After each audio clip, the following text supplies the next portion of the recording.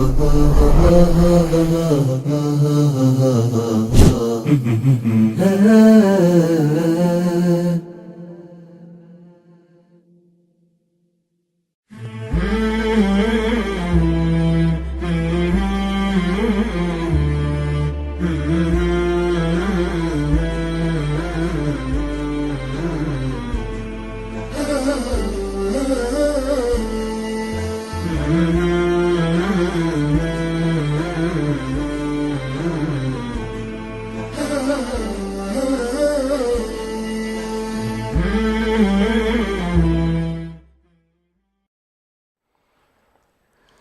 الله الرحمن الرحيم. الحمد لله والصلاة والسلام على رسول الله. متابعينا مشاهدينا الأفاضل في كل مكان، سلام الله عليكم ورحمته وبركاته، وأهلا ومرحبا بكم في حلقة جديدة من حلقات برنامج فاسألوا أهل الذكر. باسمكم وباسم المتابعين الأعزاء نرحب بفضيلة الشيخ ضيف الدائم فضيلة الشيخ الدكتور حسن سلمان. أهلا وسهلا بكم. أهلا وسهلا، حياكم الله وبارك فيكم. حياك الله. نذكر أيضا السادة المشاهدين أننا في صدد استقبال أسئلتكم واستفساراتكم عبر الأرقام الظاهرة أمامكم في الشاشة أو عبر صفحتنا على الفيسبوك على شبكة سلام الإعلامية. شيخنا الفاضل، تحدثنا في الحلقة الماضية عن شهر رجب وبعض العبادات التي يفرضها الإنسان على نفسه في هذا الشهر. دعنا نتكلم بصورة أجمل اليوم، بصورة أشمل عن العبادات بشكل عام. ما هي العبادة بداية شيخنا الفاضل؟ بسم الله الرحمن الرحيم، الحمد لله رب العالمين، والصلاة والسلام على رسول الله الأمين وعلى آله وصحبه أجمعين. أما بعد، مصطلح أو مفردة العبادة من المفردات المهمة جدا، غفل عنها ربما كثير من الناس، إما جهلا بمعانيها أو تضييقا للمعنى أو يعني إخراج ما هو منها والوصول أحيانا إلى معنى مختزل جدا للعبادة، أو أحيانا انحراف حتى في أدائها، سواء بإدخال ما ليس منها في داخل هذا المفهوم من خلال ما يسمى بمفهوم البدع. ونحن ندرك بأن القرآن الكريم يمكن في أكثر من 275 مفردة من مفردات القرآن الكريم أو من آياته وردت فيها لفظة العبادة بصيغها المختلفة، وهو أقول يعني مفردة أصيلة، لأن الله سبحانه وتعالى جعل غاية الخلق هذه المفردة: وما خلقت الجن والإنس إلا ليعبدون. وبالتالي يعني هذه الغاية العظيمة التي جعلها الله سبحانه وتعالى غاية في الوجود الإنساني، إذا لم نستطع أن نتعرف على معانيها فنقع في إشكالات كبيرة جدا. وبالتالي مهم جدا أنا أقول أن يكون هنالك تعريف لهذه المفردة، تعريفا جامعا، تعريفا مانعا، يؤدي بإذن الله سبحانه وتعالى إلى المقصود. لأن شيخ الإسلام ابن تيمية عليه رحمة الله يقول: وجماع الدين، أي ما يجتمع عليه الدين أو ما تلتقي عليه أحكامه، هو أن لا نعبد إلا الله، وأن لا نعبده إلا بما شرع، لا نعبده بالبدع. فهذه مسألة أصيلة في دين الله سبحانه وتعالى، وهو عبادة الله سبحانه وتعالى. إذا ما هي العبادة؟ بعض الناس، وهذا قد يكون مشتهر عند الناس، العابد يطلق على الشخص الذي مثلا يكون كثير الصلاة، كثير الصيام، كثير الحج، فيقول لك والله فلان ما شاء الله عليه عابد. أو شخص مثلا قارئ للقرآن الكريم، ذاكر لله سبحانه وتعالى، وهي بلا شك هذه من معاني العبادة. لكن خلينا ندخل بالمدخل اللغوي لهذه المفردة حتى نصل بعد ذلك إلى المصطلح القرآني في هذا المعنى الكبير. نعم. العين والباء والدال من المفرد اللي هي عبدة، من التذلل واللين. أنت عندما تقول طريق معبد معناه طريق مذلل ومسلوك.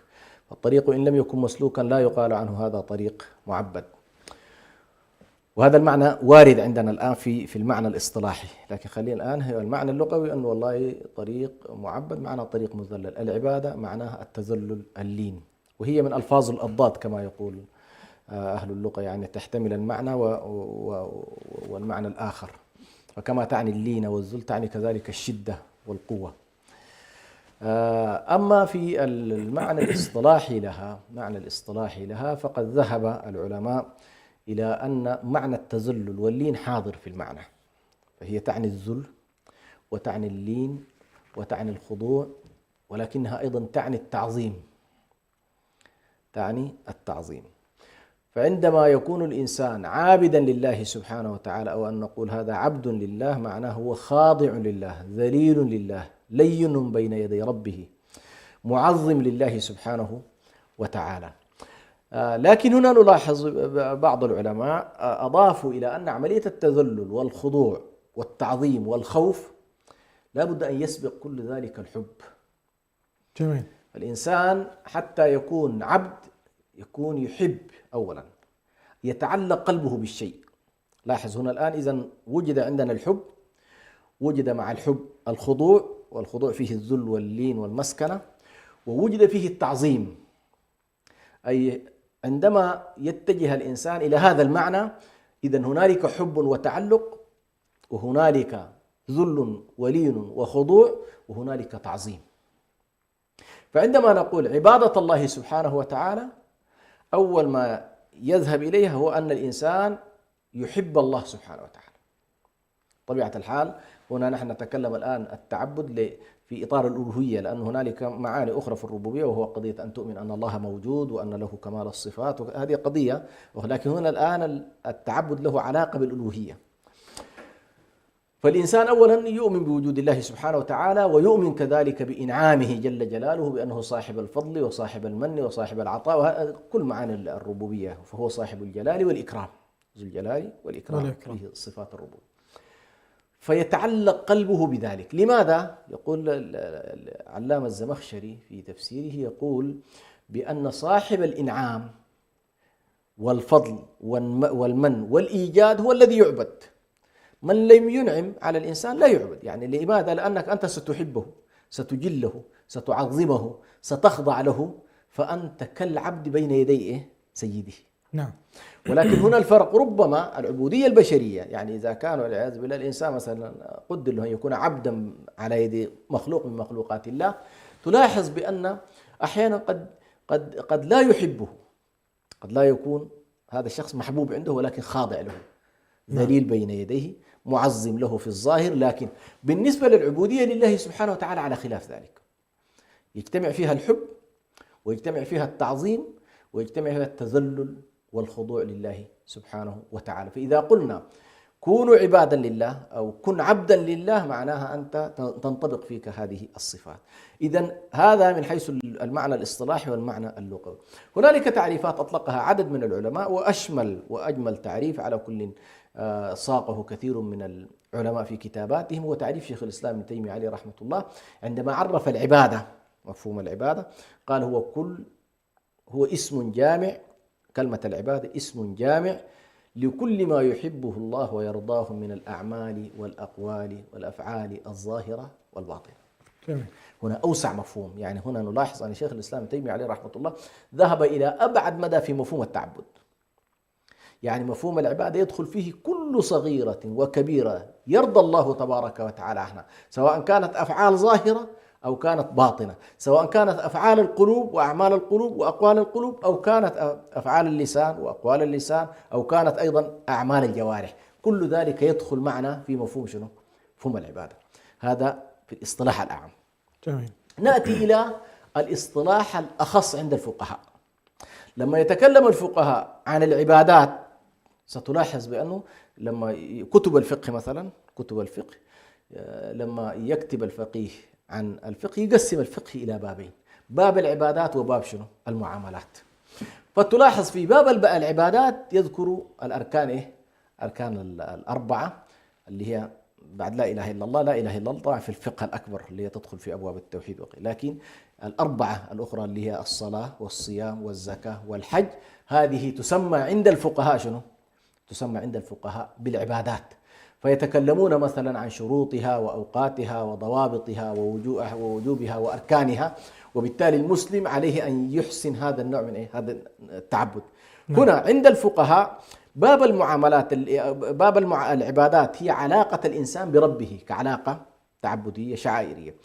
الباب الآخر في العموم يدخل معنا في التعبد، لأن الإنسان سيقبل عليه أيضا بمعنى التعبد لله في خضوعه بأحكامه، لأن أنت في أحكام البيع والشراء والإعارة وغيرها ستدخل أيضا في الحلال والحرام، أليس كذلك؟ ستدخل في الحلال والحرام. إذا نعم. دخلت في الحلال والحرام دخلت في باب الطاعة، دخلت في باب التعبد لله سبحانه.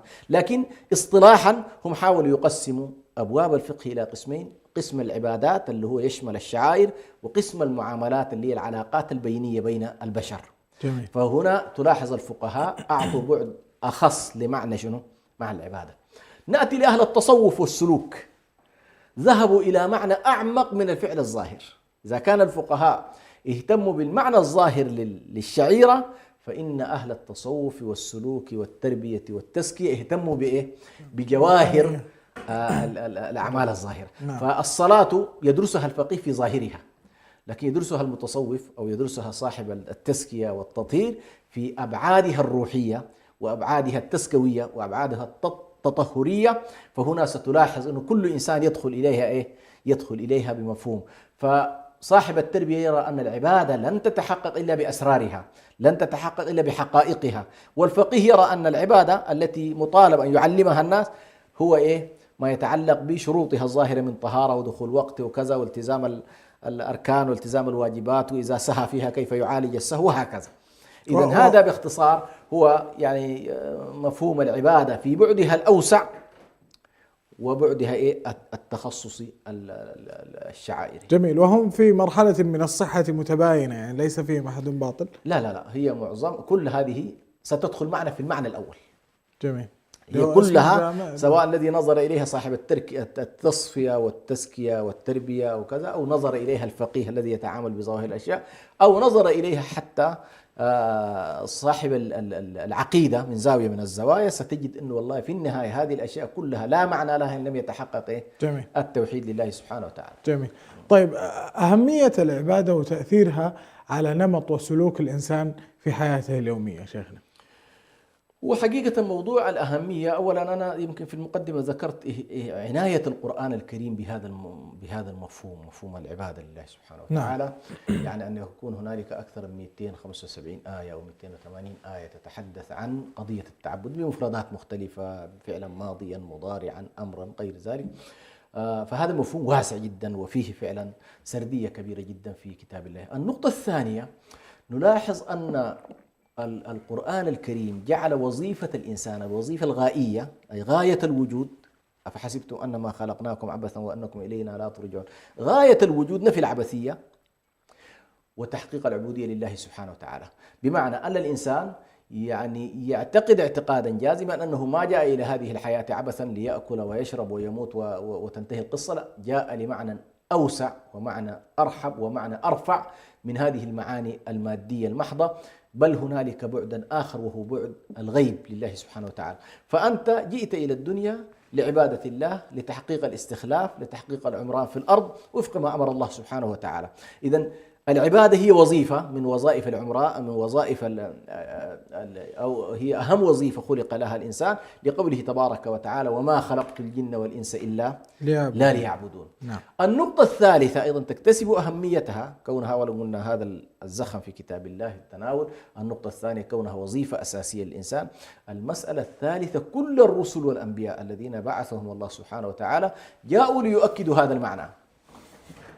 أي رسول الآن لو مسكنا من نوح عليه السلام إلى محمد عليه الصلاة والسلام، ستلاحظ أن أي رسول شعاره أن اعبدوا الله ما لكم من إله غيره.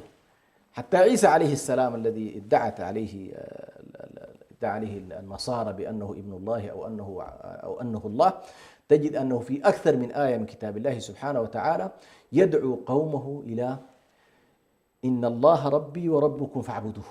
إن الله ربي وربكم فاعبدوه، تجدها في سورة الأعراف في آل عمران، وتجدها في الكثير من الآيات.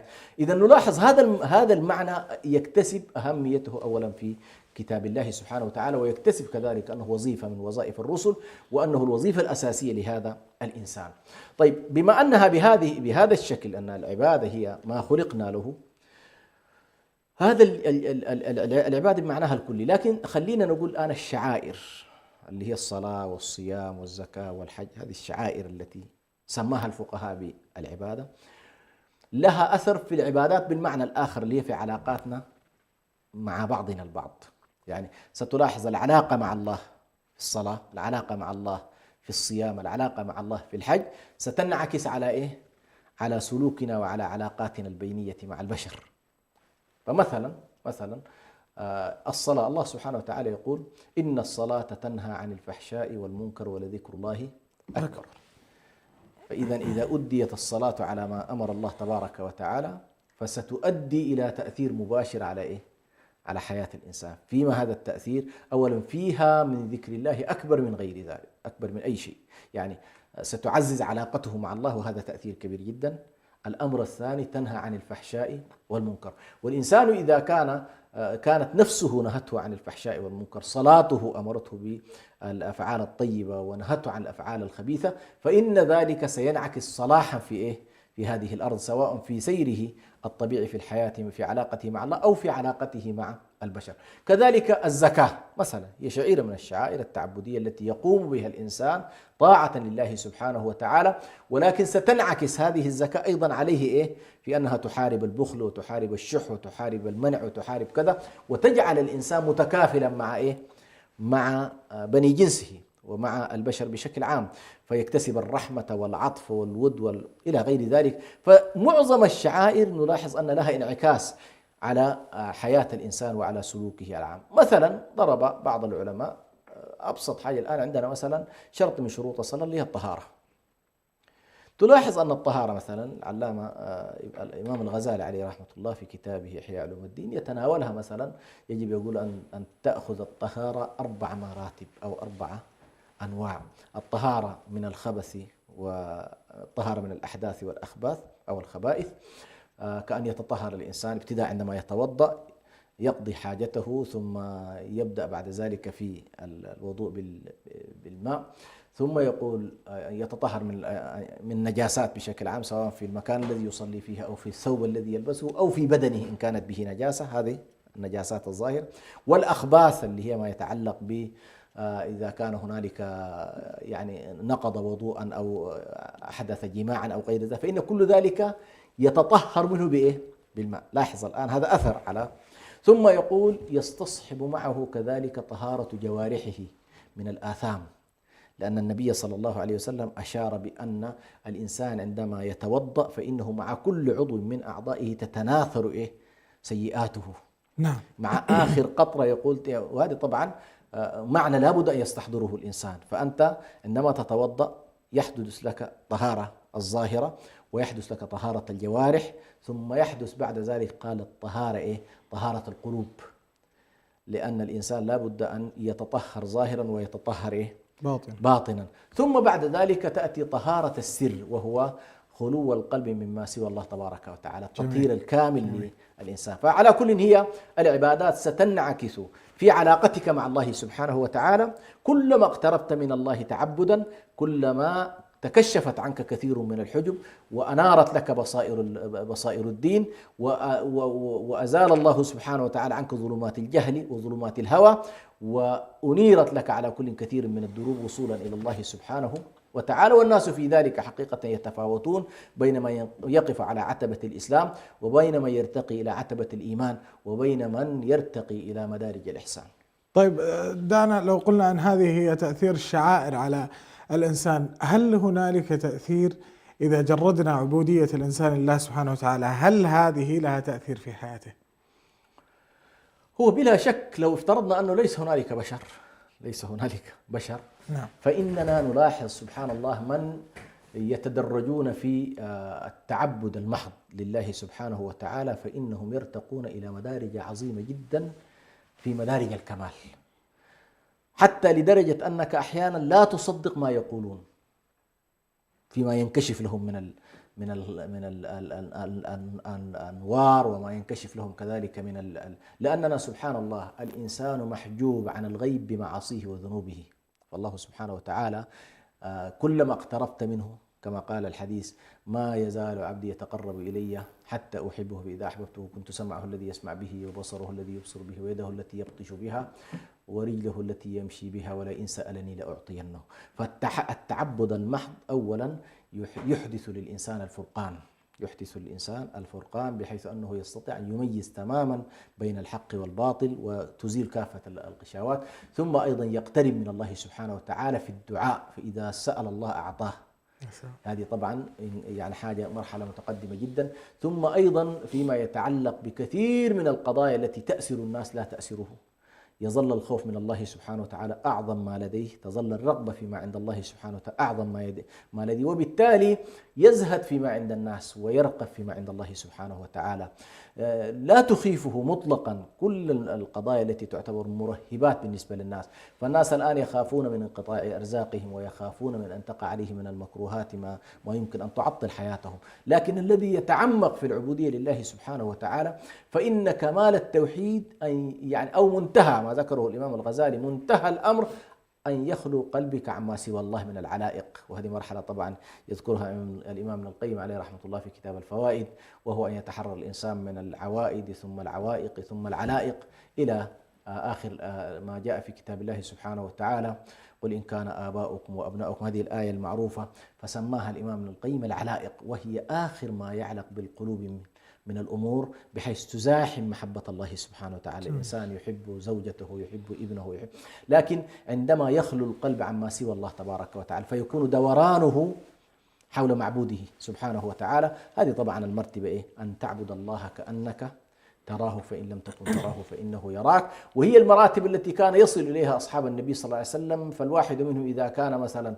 حتى في الصلاة يجرى له أحيانا العملية الجراحية بعد أن يدخل في الصلاة فلا يحس بالآلام. لماذا؟ لأنه خلاص فارق اللحظة اللحظة التي يحس فيها بالإحساس البشري ويندمج في أحوال أخرى. طيب، بعيدا عن الفرائض والشعائر، ما هي العبادات التي قد نسميها نوافل التي يمكن للمسلم أن يستفيد منها في تعزيز عبوديته لله سبحانه وتعالى، والتي يحبها الله سبحانه وتعالى؟ طبعا نحن بالمعنى العام لو أخذنا مثلا الآن، نحن ركزنا في البداية في موضوع الشعائر، لكن نعم. لو ذهب الإنسان سبحان الله إلى موضوع الأخلاق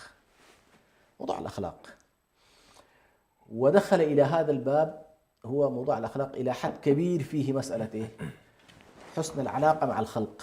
نحن نريد أن نخلص العبادة للحق ونحسن المعاملة مع الخلق. يعني لو قدرنا اتق الله حيثما كنت، الحديث يقول اتق الله حيثما كنت أتبع الحسنة السيئة وخالق الناس بخلق حسن.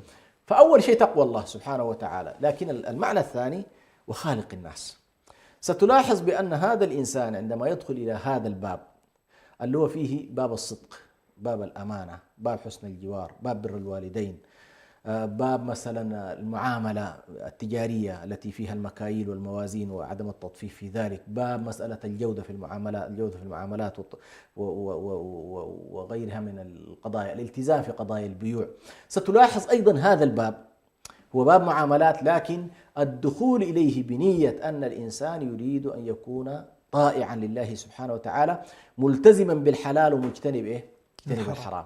هذه أيضا سيكون لها أثر كبير جدا في نفسه والآخرين، لأن سبحان الله متى ما استصحب الإنسان رقابة الله سبحانه وتعالى فإن ذلك ينعكس في علاقته مع الله، وبطبيعة الحال سينعكس ذلك أيضا في حياته مع الناس. فهذا أول جانب كبير جدا أنا في تقديري سيدخل معنا في هذا المجال، في عيادة المرضى، في معاملة الضعفاء، معاملة المساكين، مسألة الاهتمام بالصدقات والنوافل فيها، كل ذلك يمكن أن يدخل معنا في هذا الباب. أما النوافل نوافل العبادات هذه تبعا لها، فأنت بعد كل صلاة هنالك نوافل، بعد كل زكاة هنالك صدقات، بعد الحج هنالك عمرة، وهكذا. يعني كل باب من الأبواب فيه على كل موضوع التنفل والزيادة في الأعمال فيه، وهذا هو الذي ينقلك في المقامات.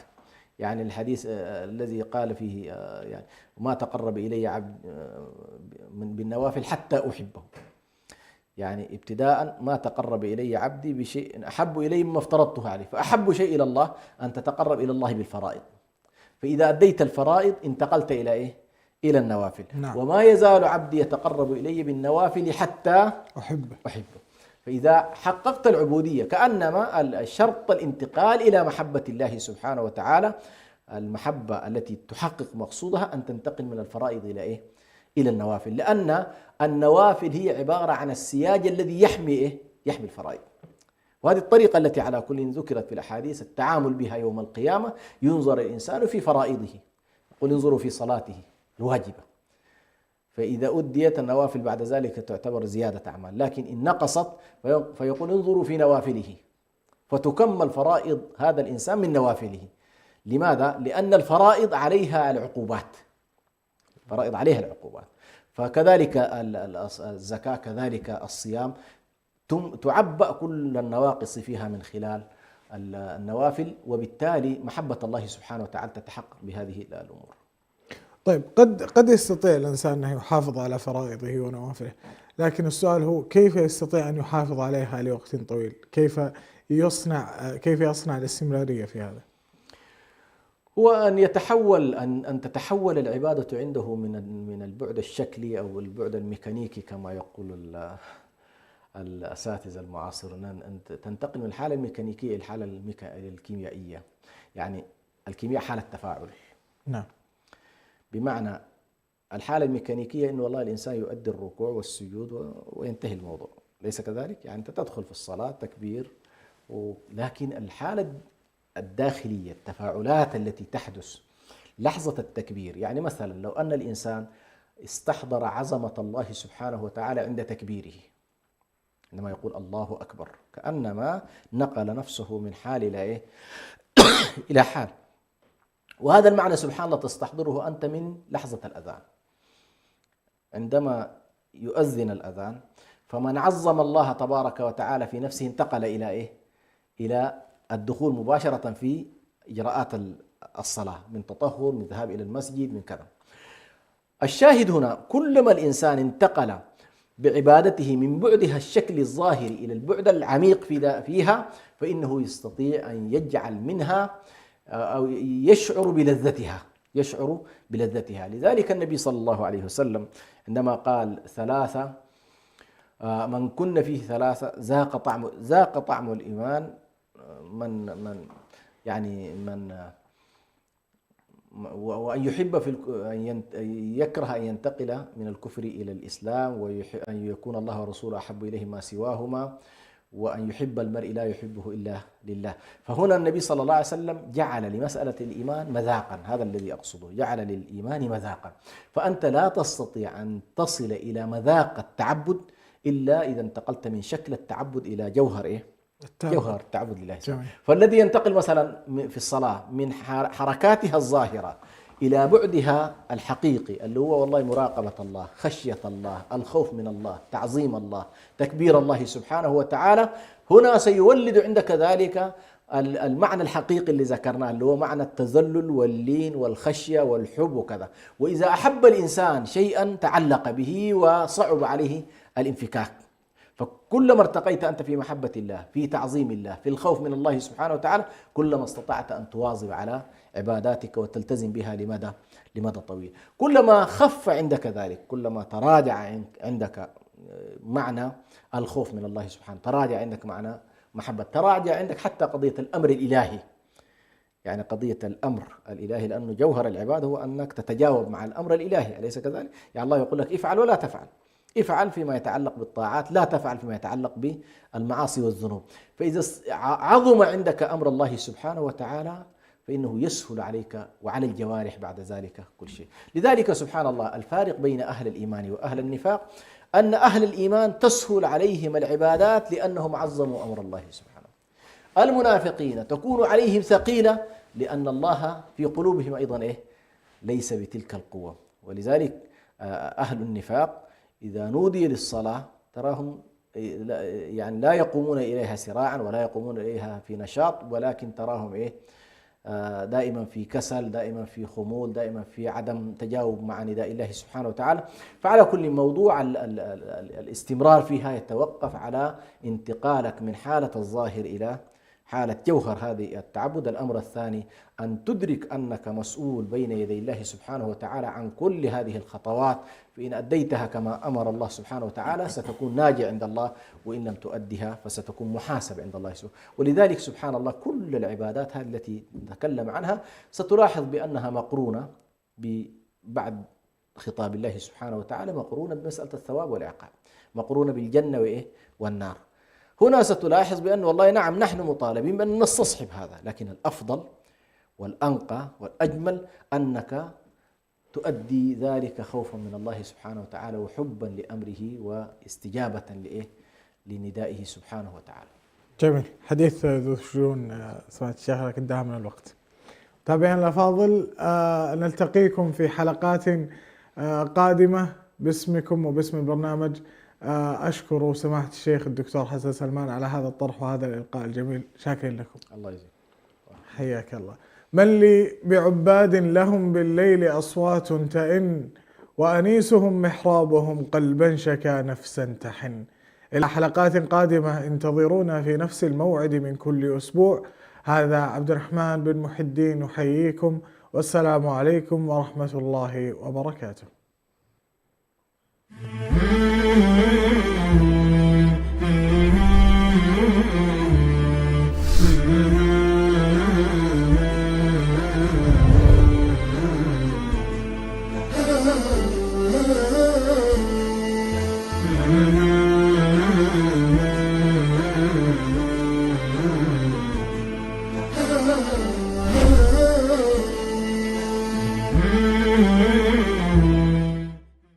ah ah ah ah